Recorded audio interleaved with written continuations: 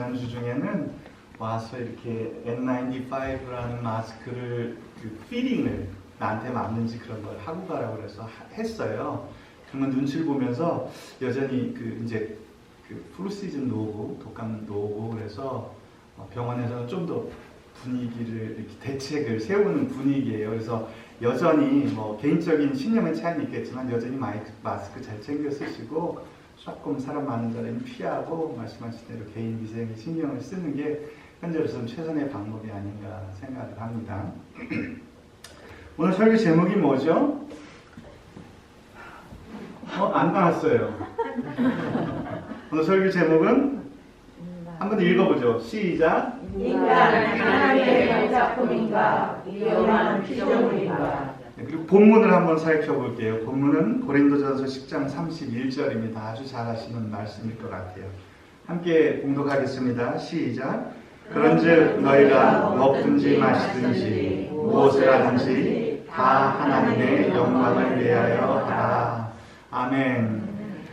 이 제목하고 이 말씀하고 어떤 관계가 있는지 잘 생각하시면서 말씀을 함께 상고해 보았으면 합니다. So whether you eat or drink or whatever you do, do it all for the glory of God. 먹든지 마시든지 아니면 뭐를 하든지 전부 다 하나님께 영광이 되는 일을 위하여 하라 이렇게 말을 하고 있습니다. 인간 복은 만물의 영장이라고 부릅니다. 그렇죠? 많이 들어봤죠? 이 영장이란 말 찾아보니까 참 뜻이 애매하고 어디서 말이 나왔는지 찾기가 쉽지 않더라고요. 아주 영험한 능력을 지닌 대장 이런 뜻으로 해석될 수 있다고 하고요. 어쨌든 인간이 많은 피조된 동물들 중에 최고의 타의 추종을 불허하는 그런 존재다 이런 뜻인 것 같잖아요. 성경은 우리 인간을 어떻게 표현하고 있죠? 하나님의 피조물인데 어떤 피조물이에요? 하나님의 형상을 따라 만들어진 피조물이다 이렇게 표현을 하고 있습니다. 물론 이 말을 하는 사람들이 인간이잖아요. 그래서 우리가 우리에 대해서 말하니까 우리를 특별하게 말하는 것 같긴 하지만 어쨌든 이 우주나 이 세계를 통틀어서 인간이라는 존재는 참으로 독특한 스페셜하고 유니크한 특별한 존재인 것만은 사실인 것 같아요. 오늘은 과연 인간이 특별한 존재인지 그렇다면 왜 특별한지 무엇이 우리를 특별하게 만드는 그런 본질인지를 함께 생각하는 기회가 되었으면 합니다. 지난주 설교 제목은 뭐였죠? Are you okay? 생각나셨어요? I'm fine, thank you. And you? You'll be fine. 야, 그래도 이게 지난주 설교물로서 이렇게 대답이 나오는 일이 쉽지 않거든요. 아주 제목 하나만은 성공한 것 같아요. 그리고 지난주에 무슨 신학적인 비유를 살짝 빌렸다고 그랬죠? 여성신학적인 거를 해서 왜 남성의 말투가 아닌 그런 얘기를 했었죠. 오늘은 조직신학적인 방법론, 그 시각을 한번 빌려보았으면 합니다. 무슨 신학대학원이 된 것 같은 기분이에요. 자, 첫째 이렇게 시작을 해보죠. 인간은 하나님의 위대한 걸작품이다. 맞아요? 아니에요? 맞죠. 하나님의 형상을 따라 지음을 받았고 지으시고 심히 좋았다고 하셨고 당신의 독생자를 세상에 보내실 만큼 아주 소중하게 여기는 존재이니까 인간들은 하나님의 위대한 걸작품임에 틀림이 없습니다. 우리가 하나님의 형상을 따라 지음을 받았다라는 말을 제가 말씀을 전해가 기회가 있을 때 이번이 세 번째 해석을 하는 거예요. 첫 번째는 통상적으로 지, 정, 의의 자질을 가지고 있는 존재다. 하나님처럼. 그래서 하나님의 형상을 따라 지음받았다라고 해석을 하고 많이 배웠죠. 두 번째는 기억이 나실지 모르지만 제가 빌립보서 2장의 말씀을 들어서 스스로를 비워 그리스도의 가르침을 따라 스스로를 비워 타자를 위해 희생할 수 있는 유일한 존재다. 그런 면에서 인간은 십자가에 자신을 버리고 인류를 구속하신 성자 하나님의 모습처럼 그런 하나님의 형상을 따라 지음을 받았다 이렇게 말씀을 드린 적이 있는데 처음 듣는 것 같아요. 눈동자들이. 자, 오늘은 세 번째 해석을 해볼까 합니다. 하나님의 형상대로 지음을 받았다라는 말은 하나님과 같이 우리들도 관계적 본질을 지닌 존재다라고 해석을 해볼 수 있습니다. 좀 어렵죠?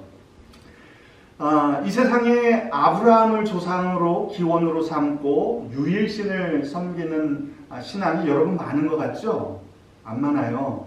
유대교, 기독교, 이슬람교를 그렇게 부르고 인구가 많긴 하잖아요. 근데 이제까지 인류 역사상 그 모든 신앙, 종교를 통틀어 보면 이거는 굉장히 특이해요. 오히려 신이 모두에 존재한다든지 여러 신, 한국식으로 뭐 부엌에 가도 신이 있고 변소에 가도 신이 있고 이렇게 생각하는 게 오히려 자연스럽고 대다수였지 유일신을 신앙하는 종교는 많지 않았거든요. 근데 그 중에 유일하게 기독교만이 어떤 교리를 믿어요? 삼위일체의 교리를 믿어요. 기독교만이 그래요. 유대교나 이슬람에서는 삼위일체는 신성모독이고 아주 그들이 참지 못하는 건데 우리들은 그것을 아주 근본적인 신앙의 교리로 여기잖아요. 삼위일체라는 건 뭐예요? 하나님의 존재가 성부 하나님, 성자 하나님, 성령 하나님 세 인격으로 셋이 아니면서 하나의 유니트 속에 관계성을 가지고 존재한다는 믿음이잖아요. 그러니까 하나님 당신 자체가 관계성을 떠나서는 존재하지 않는다라는 신앙 고백이 그 삼위일체의 고백인 거예요. 그러니까 그 하나님의 형상을 따라 지음받은 인간들은 뭐예요? 우리들 본질 속에, 본성 속에 관계성을 지니고 있고 그 관계성을 떠나서는 사람으로 인간으로 존재할 수 있다 없다? 없다라는 것이 제가 오늘 여러분 앞에 제시하는 세 번째 삼위일체에 대한 하나님의 형상에 대한 해석 방법입니다. 이해가 되세요? 뭐 물론 동의를 할 수도 있고 신앙적인 견해를 달리할 수도 있지만 어쨌든 왜 그렇게 생각할 수 있는지는 이해가 되셨으리라 생각을 합니다. 우리가 현재 사람을 뭐라고 많이 일컬어요? 한국말로 한국에서 사람을 인간이라고 그러잖아요. 그 어원은 뭐 차치하더라도 지금 우리가 일반적으로 쓰는 인간이라는 말이 한자로 보면 이는 가는요? 이게 어렵죠. 가는 사이간자예요. 둘 사이의 관계를 뜻하는 거예요.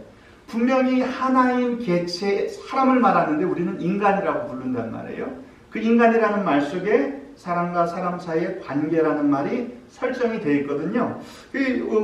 아주 흥미로운 일이잖아요. 그렇죠. 어떻게 일치를 하는지. 즉 개인인 한 사람을 지칭할 때도 우리는 모르는 사이간자를 포함한 인간이라고 표현하므로 인간이라는 우리의 존재 자체가 관계의 본질을 가진 존재다 이렇게 이해하고 있다는 뜻이 우리도 모르는 사이에.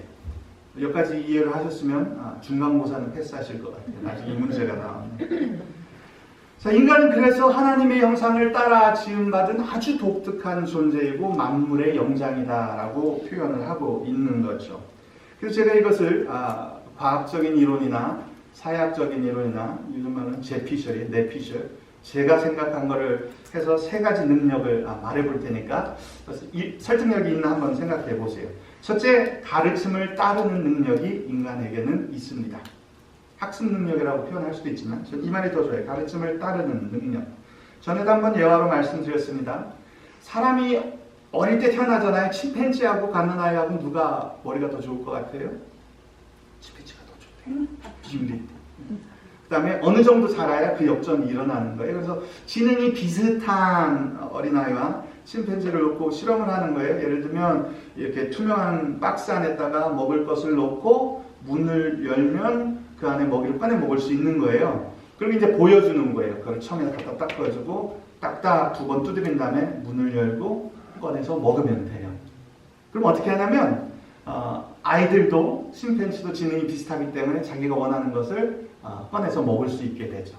근데 침팬지는 조금 딱딱 두드리고 꺼내서 먹다가 딱딱 두드리는 행동을 하지 않아요. 왜요? 불필요한 걸 알아채는 거예요. 딱딱 두드리는 게 꺼내 먹는 거랑 아무 관계가 없잖아요. 그냥 꺼내 먹으면 되잖아요. 아이는 어떻게 할 것 같아요? 끝까지 딱딱 두드린 다음에 꺼내서 먹는 거예요. 누가 더 똑똑해요? 침팬지가 훨씬 똑똑한 것 같죠. 이렇게 끝나면 설교가 안 되겠죠. 그렇죠? 네. 근데 이 단순하게 의미를 묻지 않고 시키는 대로 따라하는 행동이 나중에 지능이 성장한 다음에 학습 능력으로 발전하는 거예요. 내 맘대로 하는 것이 아니라 내게 주어진 지시, 가르침을 따르는 그 능력이 사람에게는 있는 거예요. 침팬지에게는 조금은 결여되어 있는 게 되고 다른 동물들에서는 찾아볼 수 없는 일이 되는 거죠. 신기하지 않습니까? 바보처럼 시키는 것을 따라하는 이 바보 같은 능력이 엄청난 학습 능력을 가져오게 되고 그 학습 능력으로 인해서 사람은 만물의 영장이라 불릴 수 있는 엄청난 일들을 해내게 되는 거죠. 육체적인 능력은 사람이 최고가 아닙니다. 최초의 지능도 심팬지나 다른 동물보다 떨어지고요. 그러나 사람들은 이런 학습 능력으로 인해 집단 지성이라는 것을 형성하고 지구뿐만 아니라 화성을 가고 이런 일들을 벌이고 있는 거죠. 오래 살면 좋긴 한데 한 20년 지나서 우리가 살아있다고 생각하면요. 어떻게 살지 궁금해요. 저는 한국에만 가도 버스 타고 기차 타고 이런 게 다 바뀌어가지고 잘 못하겠더라고요. 20년 전 사람이 지금 오면 도대체 저 사람이 뭐 스마트폰이니 뭐니 세상 돌아가는 거를 이해할 수 없을 거 아니에요. 정말 급격히 발전하죠. 이런 거를 이제 학자들은 집단지성이라고 그래요. 집단지성. 한 개인이 아니라 인간 전체로 보면 다양한 공간적인 문화들에 걸쳐서 또 시간적인 역사에 걸쳐서 그 지식이 한 개인이 아니라 전체 인간으로서의 지식이 축적돼서 엄청난 집단 지성을 형성했기 때문에 이것 자체는 뭐 다른 동물들하고 비교가 될 수 없는 거죠. 이렇게 가르침을 따르는 능력 왜 가능해요? 가르침이라는 건 뭐예요?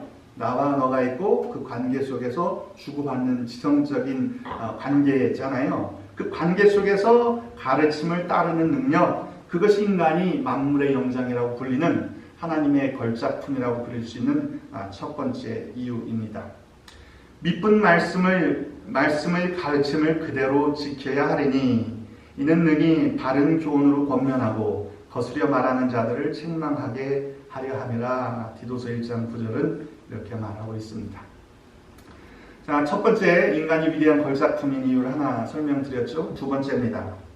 인간에게는 도움을 요청하는 능력이 있습니다. 이게 무슨 능력일까 싶죠? 한번 들어보세요. 개하고 늑대는 같은 동물이에요? 다른 동물이에요?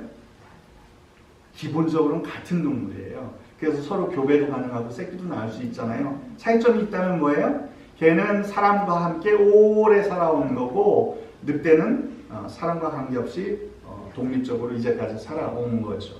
아주 생물학적으로는 거의 동일하지만 어떤 장애물을 두고 거기에 먹이를 두잖아요. 그러면은 둘 다 냄새를 맡아서 그 먹이를 찾아 먹을 수 있어요. 근데 그 힘으로 못하게 더 무거운 그런 장애물로 덮어놓잖아요. 그럼 어떻게 해요? 늑대는 끝까지 자기가 먹으려고 시도를 해요. 걔는 어떻게 할 것 같아요? 네? 기법하고 어떻게 해요? 주인을 이렇게 쳐다봐요. 실험하는 화면을 보세요. 그럼 주인이 아니라도 그게 누군가 실험을 하고 있잖아요. 그럼 막 이렇게 하다가 안 된다 싶으면 이렇게 쳐다보는 거예요. 어떻게 해야 되지? 너무 신기해요. 누가 더 용감하고 누가 더 의지가 강하고 누가 더 생존력이 강한 것 같아요? 늑대 같죠. 이제 눈치를 채셔서. 어떻게 보면 늑대 같잖아요. 끝까지 포기하지 않는 생존 능력이 훨씬 강한 것 같은데 이런 관계 속에 살아간 집안에서 도메스티케이트된 가축인 개 그리고 어린아이들도 마찬가지. 뭐를 하면은 자기가 할 수 없는 게 되면 어떻게 해요? 쳐다보잖아요. 애들이 넘어지면 울어요? 안 울어요? 아무도 없으면 안 울어요? 누가 있으면 울어요? 엥! 왜요? 여기 좀 봐줘. 나 아픈 거 안아줘. 좀 일으켜줘. 다독여줘. 위로해줘. 이런 표시잖아요. 이런 능력이 없다는 거예요. 늑대나 일반 동물들에게는. 걔하고 비교를 해서 좀 민망하지만 우리 인간들의 존재가 그런 존재라는 거죠. 어려운 상황이 처하면 이 개인이 거기서 끝나는 것이 아니라 자기와 관계를 맺고 있는 주위 공동체의 구성원들을 쳐다보는 거예요. Can you help me? 도와줄 수 있냐? 라고 도움을 요청하게 되는 거죠. 성경은 이렇게 얘기를 합니다. 내가 산을 향하여 눈을 들리라. 나의 도움이 어디서 올꼬.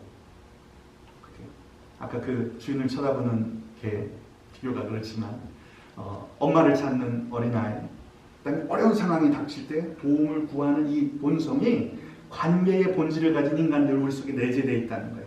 그거는 약점이 아니고 오히려 능력이다.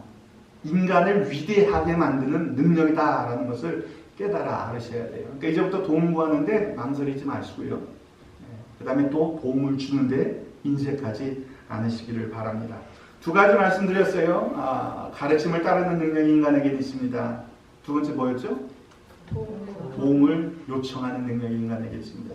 세 번째는 스스로를 돌아보는 능력이 인간에게 있어요. 여러분, 동물들에게 거울을 보여주면 어떻게 할까요? 대부분의 동물들은 공격합니다. 왜냐하면 그 속에 있는 개체가 자기라는 걸 모르는 거예요.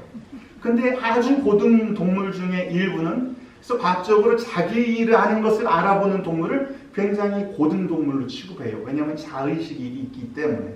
인간은 거기에서 한 단계 더 나가는 거예요. 이런 관계 속에서 나와 타인 속에서 나라는 존재, 자의식을 가지고 또 그 관계 속에서 나를 벗어난 나, 그를 주체와 객체에 이렇게 분리잖아요. 내가 나를 생각하는 거예요. 생각하는 나와 생각당하는 나가 다르죠? 생각당하는 나를 객관적으로 평가할 수 있게 되는 거예요. 내가 잘했는지 못했는지, 내가 예쁜지 안 예쁜지, 다이어트가 필요한지 안 필요한지, 저는 필요해서 요즘 하고 있어요. 이런 거지만 자의식, 자기를 돌아볼 수 있는 자성의 능력이 인간에게만 있다라는 뜻입니다. 공동체도 그런 거를 자정 능력이라고 그러죠. 뭐가 잘못되어 있으면 그것을 고치는, 스스로 고치는 능력이 있냐 없냐 하는 거예요. 얘기를 넣다 뺐다 했는데 아프가니스탄을 보면 미국이 가서 얼마 천문학적인 돈을 쏟았고 20년에 공을 들였잖아요. 무너지는데 얼마 걸렸어요? 그냥 눈 깜짝할 사이. 예상도 못한 취약보다 더 나쁜 사태가 벌어지고 있잖아요. 왜 그래요? 그 사회 자체가 스스로를 돌아보고 관리하고 개선해 나갈 수 있는 자정 능력을 갖추지 않고 있었기 때문에 그런 게 아니라 혼자 생각을 해봤으면 빼놓고 결국은 또 얘기를 하네요. 이런 내가 잘못했다, 후회, 죄책감 이런 게 동물에게는 없다는 뜻이에요. 개들이 이렇게 보면 자기 잘못해서 그런다고 그러지 아니래요. 걔가 이렇게 눈을 하고 잘못해놓고 신발 물어뜯고 주인이 오면 보잖아요. 왜냐하면 거기서 주인이 어떤 반응을 볼지 알기 때문에 그것 때문에 그래서 내가 잘못했네, 다시는 안 해야지 이런 생각을 안 한다는 뜻이죠. 그래서 사람들이 정말 어처구니 없는 행동을 하면 뭐라 그래요? 이런 뭐 같은 그렇게 부르잖아요. 네. 그리고 또 그거보다 더하면 이런 뭐만도 못한 뭐라고 이렇게 부르는 거예요. 왜냐하면 그런 자정 능력이, 스스로를 돌아보는 능력이 없기 때문입니다.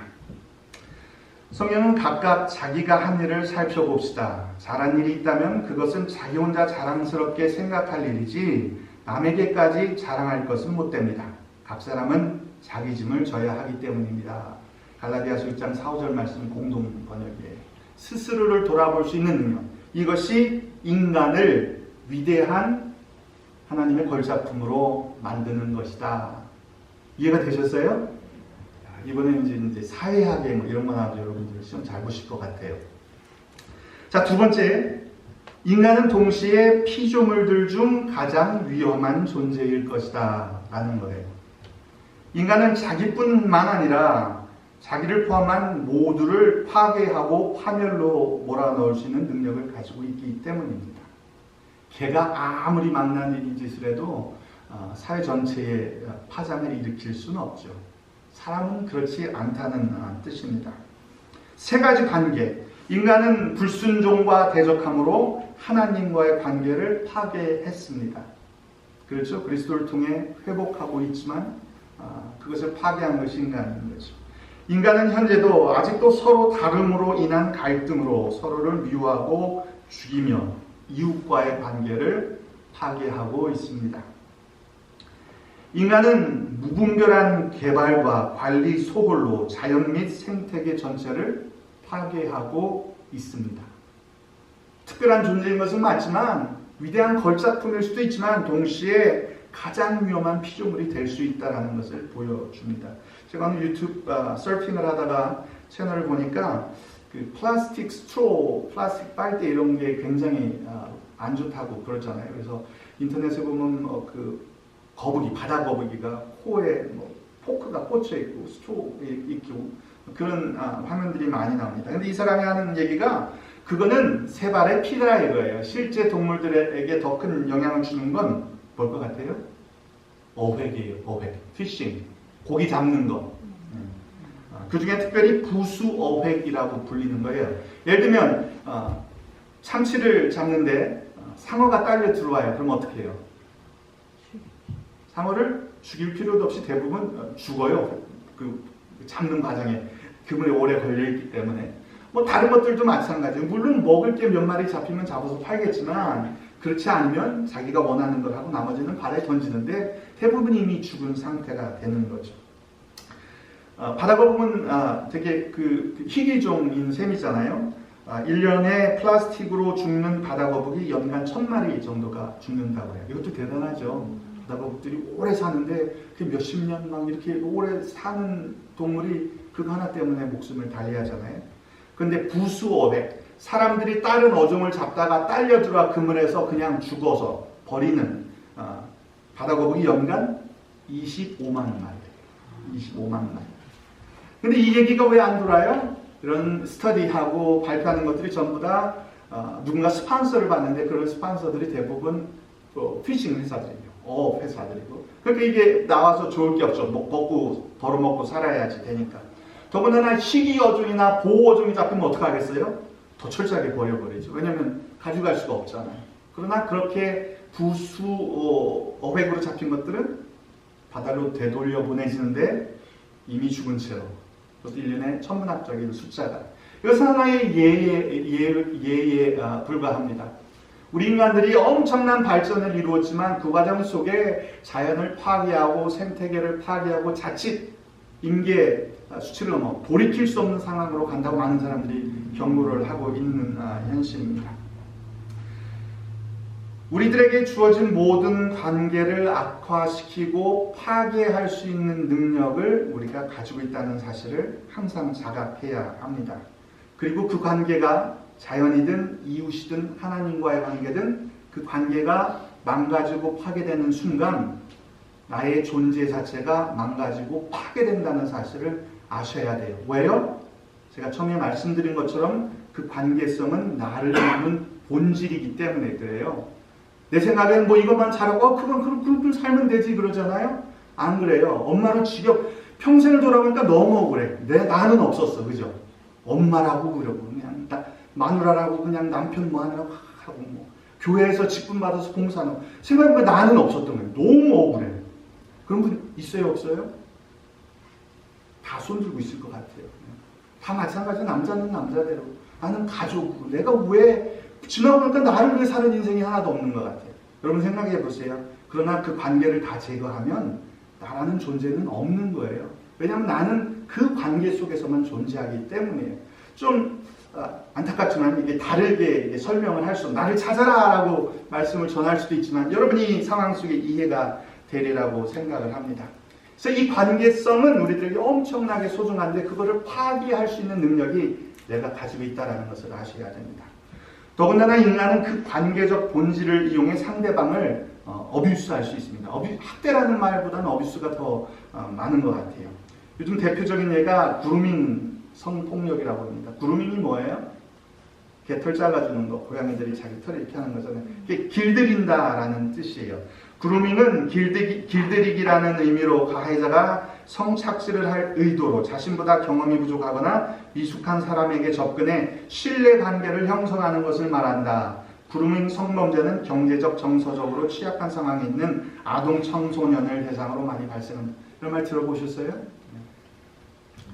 이 관계, 배우려는, 의지하려는, 자기를 돌아보고 자기 정체감이 아직 온전히 형성되지 못한 어린아이들, 청소년 혹은 그런 환경에 처하지 못한 불의한 성인들을 대상으로 그것을 이용해서 관계를 형성해서 자기를 의지하게 만들고 자기 말을 들게 만들고 take advantage, 성적으로나 경제적으로나 착취해 먹는 행동을 사람이 가지고 있다라는 뜻이에요. 왜 그래요? 이 관계성 속에 존재할 수밖에 없는 인간의 본질을 자기는 모르게 깨닫고 그것을 이용해 먹는 거죠. 그리고 안타깝게도 교회 청소년 사역자들 안에서 이런 일들이 많이 일어나고 있다고 보도되는 것을 보면 안타까울 따름입니다. 하나님의 걸작품이에요? 위험한 피조물이에요? 인간은? 어떻게 생각이 되세요? 둘 다인 것 같아요? 제 마음을 잘 아시네요. 제가 너무 많이 비밀을 알려드린 것 같아요. 자, 세 번째, 위대한 걸작품으로 살 것이냐, 위험한 피조물로 살 것이냐. 그것은 누구에게 달려있어요? 나의 결단에 달려있다라는 거예요. 하나님은 이미 당신이 하실 하나님의 형상대로, 우리의 형상대로 사람을 만드시고 관계가 파괴됐을 때 그리스도를 통해 우리와 관계를 회복시키시려고 하나님이 하실 수 있는 일을 하셨단 말이에요. 이제 누구의 차례예요? 우리들의 결단의 차례인 거예요. 인간은 이미 아주 독특하게 하나님의 형상대로 지음을 받았고요. 그리고 그 관계적 본질 속에서만 살아갈 수 있다고 여러분께 말씀을 드렸습니다. 근데 그것 자체가 걸작품이 될 수도 있고 파괴의 주범이 될 수도 있는 거죠. 그 결과는 누구에게요? 이제 내가 어떻게 하냐, 내가 어떤 결단을 내리느냐, 내가 어떤 말을 하고 내가 어떤 행동을 하느냐에 달려 있다는 것 봅니다. 두 번째, 그리고 그것은 나의 결단인데 언제요? 매일매일, 매 순간순간 내가 어떤 말을 하고 어떤 행동을 할 건지 딱 결정하는 순간 이 문제가 결정된다는 뜻입니다. 그래서 오늘 본문 말씀이 그렇게 말하고 있는 거예요. 뭐라고 그랬어요? 너희가 먹든지 마시든지 무엇을 하든지 하나님의 영광을 위하여 하라. 내가 그것을 결단하고 말하는 순간, 행동하는 순간 나는 나 자신을 하나님의 위대한 걸작품으로 드러낼 수도 있고 그 관계를 파괴하는 주범이 될 수도 있다는 뜻입니다. 물론 오늘의 본문의 1차적인 의미는 그 당시 시장에 유통되던 고기가 우상에게 숭배된 거여서 그것을 먹느냐 마느냐, 그래서 그걸 먹을지 사람들 앞에 포도주를 독주를 먹을지 말지에 대해 결정할 때 하나님의 영광을 위해서 하라라는 1차적인 의미가 있지만 바울은 그것을 삶의 온 영역으로 확대시키는 거예요. 왜? 왜냐하면 무엇을 하든지 whatever you do 모든 것에 이 초점을 맞추고 생활해야 된다라는 거죠. 나에게 꺼리낌이 되느냐 안 되느냐는 더 이상 중요하지 않다는 거예요. 이게 내 자유냐 내 권한이냐라고 따지는 것은 의미가 없다는 뜻이에요. 그럼 뭐가 의미가 있어요? 그것이 궁극적으로 하나님께 영광이 될 것이냐 아니냐에 따라서 내 말과 행동을 결정해야 된다는 뜻입니다. 하루하루 매 순간을 어떤 언행으로 살아가는지에 대해서 사도 바울은 기준점을 우리에게 제시하고 있는 것입니다. 결론을 내려보죠 함께. 삼위일체의 하나님의 형상을 따라 지음받은 우리 인간들은 관계적 본질을 가진 존재이다. 우리들은 그 관계 속에서 학습하고 서로 배우고 도움을 주고받고 서로를 바라보고 스스로를 반성하고 관계를 개선하며 살아가고 있는 것이죠.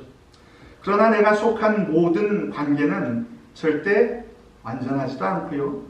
이상적이지도 않고요. 내가 원하는 것과도 거리가 멀 뿐입니다. 그것은 가족도 그렇고 배우자도 그렇고 자녀도 그렇고 친구, 친척, 직장, 물론 내가 속해 있는 공동체, 나라, 내가 속해 있는 섬기는 교회 역시 마찬가지일 것입니다. 그러나 이것을 내가 원한다고 해서 떠나서 내가 존재할 수 있어요? 없어요. 없다는 뜻이에요. 나는 그 관계들 속에 살아가게 돼 있고 단지 내가 할 수 있는 일은 그 관계들을 개선시켜 나갈 수도 있고 더 훼손시켜 나갈 수도 있다는 것을 알 필요가 있습니다. 그래서 오늘의 본문은 우리들에게 무엇을 하든지 모든 일에 하나님의 영광을 위해서 해야 된다고 가르치고 있는 것이죠. 그리고 우리 주변을 창조세계를 파괴하면 주변의 창조 세계를 파괴하는 위험한 세계로 살아가는 것을 선택하라는 의미가 아니라 그럴 가능성도 있지만 하나님의 특별한 위대한 걸작품으로 이 세상을 살아가는 방법으로 무엇을 하든지 하나님의 영광인가 아닌가를 생각하고 말하고 행동하고